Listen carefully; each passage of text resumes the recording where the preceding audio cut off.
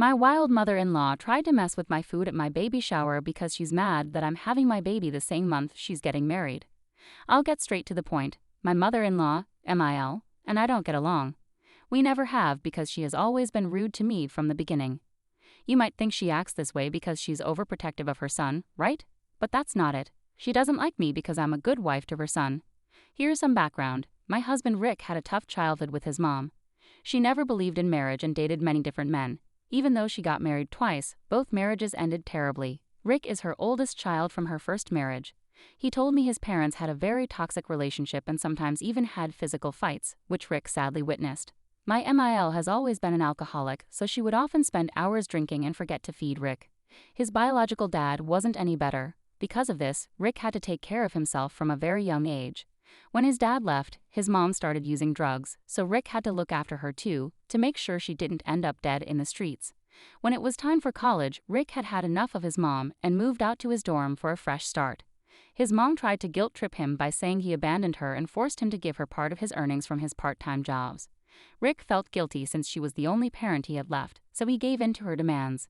In his third year of college, his mom married again and had a daughter named Susan. Rick knew what kind of mother she was, so he was always kind and gentle to his stepsister. It's impressive how close Rick and Susan are even today. After his mom married again, she stopped asking Rick for everything because she had a new husband to fulfill her needs and got busy raising Susan. When Rick started his first job at our company, he met me. I'm a year older than him and his senior at work. From our first meeting, I found him attractive, but I kept things professional. 8 months later, Rick confessed that he had always had a crush on me, and we decided to go on our first date. When we realized we were serious about each other, we told HR about our relationship. Luckily, our company doesn't have strict rules against coworkers dating as long as it's reported in advance. Rick often tells me that my coming into his life has changed him for the better. I don't know how true that is, but I did notice how much his mother controlled his life. She would always try to gaslight him and make herself look like the victim whenever they had a disagreement. She would put him down by saying he was just like his father, which hurt Rick because his dad had abandoned them. When I came into his life, I encouraged him to create healthy boundaries with her so she couldn't affect him as much. Since we started our relationship, I've seen positive changes in Rick. He now has stronger boundaries with his mother. Rick is the kind of guy who loves to brag about his partner, even though it sometimes embarrasses me. He's always complimenting me, and I adore that about him. Whenever Rick talked to his mom, he would tell her how happy he is with me and how well I take care of him. I think this is when his mom started resenting me because Rick kept saying how much better his life is now and how he's never been happier. She would try to gaslight him by saying she sacrificed so much for him, but Rick would respond that he was the one who sacrificed his childhood to take care of her while she drank and did drugs. She hated hearing this because she believed the past should stay in the past and would scold Rick for bringing it up. One night, while Rick and I were living together, his mom showed up at our doorstep in the middle of the night, crying about how she couldn't live with her husband anymore. It turns out she had cheated on her husband with a stranger at a bar. When this stranger found out she was married, he found her husband on Facebook and sent him a message apologizing for sleeping with her and explaining that he had no idea she was married. Understandably, her husband was furious and confronted her. She refused to apologize, saying it was just a one-time mistake, and that if he were a real man, he should forgive her and fight for their relationship. Fortunately, her husband was done being manipulated and kicked her out. That's why she showed up at our doorstep, begging Rick for help. Rick told her that it was her fault and that she needed to apologize to her husband right away, but MIL kept refusing, saying she didn't need a guy like him and that Rick would take care of her.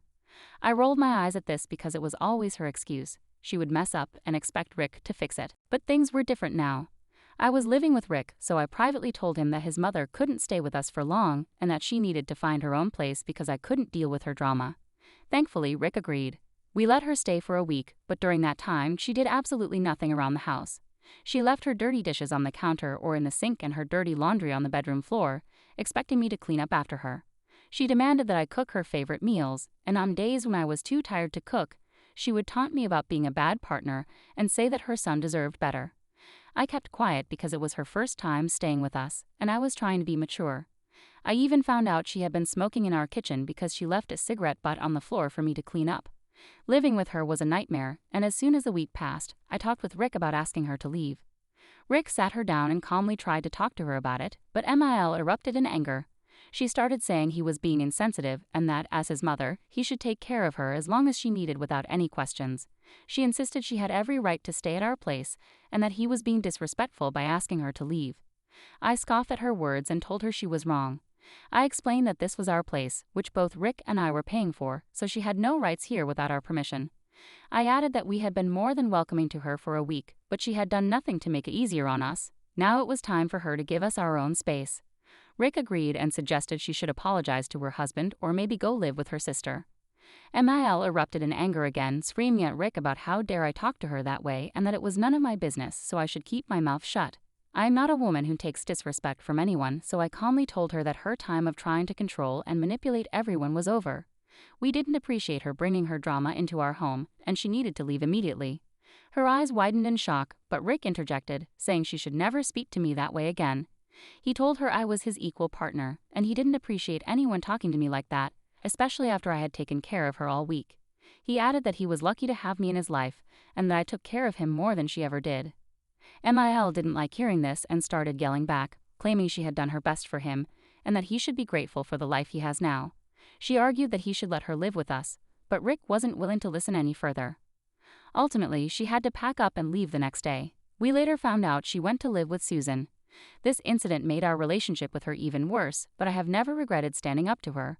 I guess this is why she has always been competitive with me and continues to resent me. When Rick and I got married, she warned him he would regret marrying a woman like me and that he needed a more homely wife to take care of his house. I laughed at the irony given she was far from being a homely wife herself. She didn't attend our wedding in protest, but honestly, no one cared. We all had the best time of our lives. Now, on to the current incident. I am 3 months pregnant. Rick and I hadn't told anyone because I had a miscarriage before, and this second pregnancy took a long time. We were extra careful and didn't want to inform people too soon. Now that we're out of the danger zone, we felt it was the right time to share the news with our loved ones. We decided to surprise everyone by hosting an intimate gathering at our place. Rick wanted his mother to be there, and I agreed because, despite our relationship, I wanted our child to be loved by everyone. As people arrived, they noticed my belly and after a moment, exclaimed with happiness. Everyone was so thrilled for us and excitedly asked if we had thought of baby names. Then the doorbell rang, and Mil arrived, walking in arm with a new man. Rick and I exchanged shocked looks. She introduced him to everyone as her fiancé and announced they were getting married in a few months. My mouth dropped open in disbelief. I couldn't believe how entitled she was to not inform us about her new partner beforehand and then come to our place and make such an announcement. Irritated, I looked at Rick, and he was pissed as well, but we didn't want to ruin the moment, so we politely congratulated her. As I walked up to shake her hand and introduce myself to her new fiancé, Mil suddenly spotted my belly. I watched her smile falter as she looked from me to Rick angrily. She then asked loudly if I was pregnant, and I nodded. Everyone around us started exclaiming how we all had such wonderful news to share. Mil's face turned red as she looked at Rick and asked why he hadn't informed her before. Rick joked, saying that she hadn't informed us about her fiancé either. Mil then started to say how, as his mother, she needed to be the first to know about her future grandchild. I interjected and calmly explained that we didn't want to share the news too early, as we wanted to ensure everything was safe and healthy this time. I reminded her of our previous miscarriage and how we had called everyone today to celebrate the news together. But Mil was not satisfied with the response. She told me that she was getting married in 6 months, which would also be around the time I would be giving birth. I told her she should be happy to have a grandchild in the same month she would be married, but Mil looked pissed. She retorted that she was still too young to be a grandmother and that she would have appreciated a heads up since now she would have to speed up her wedding process to avoid being called a granny on her wedding day. Her reasoning sounded absurd, and I couldn't help but roll my eyes at her misplaced priorities. I calmly reminded her that the focus should be on celebrating the new additions to our lives, both the upcoming wedding and the impending arrival of our child, rather than worrying about what people might say. But Mil, like a child, decided to blatantly ignore me as if I didn't exist and walked away to talk to other guests. I shook my head, knowing her quite well by now, and her immaturity was no longer surprising. Rick and I decided to let it go and got busy with our friends. When Susan arrived, she greeted us warmly and congratulated us on our pregnancy. Rick asked if she knew about their mother's engagement, but Susan looked just as surprised as us and told him that she was never informed about a new man.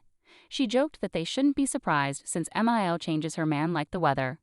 When it was time to serve lunch, I got up to bring the food out, but Rick and my parents urged me to remain seated, telling me not to lift a finger and that they would serve everyone. Mil must have overheard them and probably trying to act nice in front of everyone or impress her new fiancé, interjected saying she would help by bringing me a plate so I wouldn't have to lift a finger. I smiled politely, not knowing how to react since just a minute ago she was blatantly ignoring me, and now she wanted to bring me food. She had never been nice to me, so I couldn't imagine why she was suddenly trying to act all nice. As we all sat down at the table to have our meal, Mil came and handed me a plate. She announced loudly that she had chosen more vegetables rather than meat so her future grandbaby would be strong and healthy. I didn't mind the vegetables since she was more of a vegetarian herself, and everyone around me praised her for taking care of me so well. But I knew her better. This was completely out of character for her. I looked at the food suspiciously, trying to see if she had done anything to it, but it looked completely normal. Mil brought out her plate, and then went back to the kitchen to get herself more, which was usual for her. Unbeknownst to people around me, I secretly swapped plates since she had brought a lot of vegetables as well, hoping she wouldn't notice. I thought no one had caught me, but I noticed her fiancé looking at me, though he didn't say anything. I prayed he wouldn't tell her. Before she could come back, I started eating quickly to make it less suspicious. I watched her sit down next to me and ask if I was enjoying the food. I told her I was, and she suggested I try the salad she had brought for me, saying a new mother should have more salad. I nodded and kept eating. Emilielle then took a bite of her food, chewed it slowly, and immediately spat it out loudly in front of everyone. My eyes widened in shock as I saw her closely inspecting the plate. Others asked if everything was okay. This was the very plate she had given me, and I had swapped it with hers. She took a sip of her drink but continued to cough, so she excused herself to go to the bathroom. I immediately whispered to Rick that we needed to talk, not wanting to make a scene in front of everyone. Worried that she intended to harm me by tampering with my food, I recounted the entire thing to him. He looked at me incredulously and asked if I was sure about this. I nodded, explaining that I didn't know what she had mixed with the food, but I had exchanged her plate with mine, and he could ask his mother's fiancé about it if he wanted. Rick assured me that he was going to take care of it. I tried to stop him, suggesting we confront his mother later, but he wasn't having it. He stormed into the house immediately, and I watched as he talked to his mother's fiancé. I couldn't hear their conversation, but Rick was visibly furious. His mother returned from the bathroom, looking confused and concerned. She tried to approach the situation casually, but Rick cut her off in a firm and controlled voice. He asked, "Did you do something to my wife's food?" The question hung in the air, and everyone around the table fell silent, sensing the tension. Emile stammered, denying any wrongdoing and acting innocent. She claimed that she only wanted to make sure I had a healthy meal for the baby. Rick wasn't buying it. He warned her loudly that if she didn't confess right then and there, he would call the police. Everyone looked confused as no one knew that I had changed plates and she had eaten from the plate she had apparently given me. Mill tried to get out of it by denying any wrongdoing and suggesting it was just our imagination. But I walked into the room and told everyone what had happened. My mother gasped in shock and disdain, asking if I was okay. With everyone staring at her and judging her for what she had done, Mill finally confessed. She admitted to mixing large amounts of salt into my salad as a harmless prank. I was shocked and asked her why she would ever do something like that. Mill tried to justify it, saying salt wouldn't harm me and I would probably just vomit like she did, so it wasn't a big deal. Before I could react, Rick began shouting at her, saying she was crazy and needed to be reported. Mill brushed it off, claiming salt could never kill anyone and that as a new mother, I should get used to vomiting, so the prank wasn't a big deal. My mother, who had never disrespected Mill before, marched up to her angrily. She told Mill she was ashamed of her actions, playing with my health during such a special moment. She said Mill had gone too far and never wanted to see her near me again. Rick agreed, saying Mill's actions were crazy and unacceptable.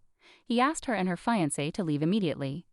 Mill, realizing the severity of the situation, attempted to downplay her actions, insisting it was just a joke, but not a single person came to her support. The atmosphere was tense as Rick escorted his mother out, and I remained standing, still processing what had just happened. Our friends and family came up to me, offering their support. Everyone's excited mood had been brought down by Mill and her immature actions. Rick returned shortly, apologizing to everyone for the disruption and assuring them that we should continue to celebrate regardless of how toxic his mother was, since he was going to be a father for the first time. The mood had undoubtedly shifted, but our loved ones rallied around us, offering their support and understanding. Since that day, Rick and I have decided that we cannot allow our baby anywhere near his mother after what she has done. Clearly, something is inherently wrong with her, and we can't put my life or the baby's life at risk by allowing her to disrupt our lives. We decided to cut her off from our lives. Update 1. Thank you all for your support and comments these past 4 days. Some of you might wonder why we feel guilty for cutting her off after what she did. Well, Rick has never had a healthy relationship with a parent. His relationship with his mom is toxic, but it's hard for a child to cut off their parent, no matter how tough things are. But now, because it's about the health of our baby, Rick seems sure about his decision. I just hope he won't regret anything, so I wanted some unbiased opinions from all of you. Rick has decided to talk to her separately because I don't have the energy to face her again. Let's hope for the best, and I'll update you soon. Update 2. It's been a month since my last update. Unfortunately, things haven't been going well with our plan to cut off Mill. First, Rick talked to her about our decision, and they had a big fight, which we expected. But after that, she keeps showing up at our place unannounced, mostly on weekdays when Rick is at work and I'm home alone. Luckily, we have cameras installed, so I never open the door for her. She hasn't done anything crazy but brings chocolates or flowers. I don't touch them because I'm paranoid she might have done something to them. Rick always throws them away when he comes home. Living with this constant anxiety has taken a toll on my mental well-being. We hope she'll give up eventually since she's blocked on our phones and we don't open the door for her. My parents have been worried and my mother stays with me whenever she can. For now, I'm focusing on becoming a mother and staying healthy for my child. Update 3. Hey everyone, thanks for your ongoing support these last few months. I apologize for not updating sooner, life's been hectic. But I have an important update. Remember how I mentioned Mill kept showing up at our place? Well, a few weeks ago, she left a letter in the mailbox after repeated attempts to contact us. I opened it nervously, expecting some manipulative plea. But to my surprise, it was a formal apology. Mill expressed regret for her past actions, acknowledging the harm she caused. She promised to respect our decision and give us space by not contacting us until we're ready. I was shocked, and when Rick came, I asked him to double-check if it was really his mother's handwriting, since it was unexpected. Turns out she's married now, which happened faster than expected. Maybe she wants to turn over a new leaf, which I appreciate. Part of me wants to believe her sincerity, but for our safety, we'll keep our distance for now. Rick and I are focused on preparing for our child's arrival, hoping for a peaceful and stress-free environment.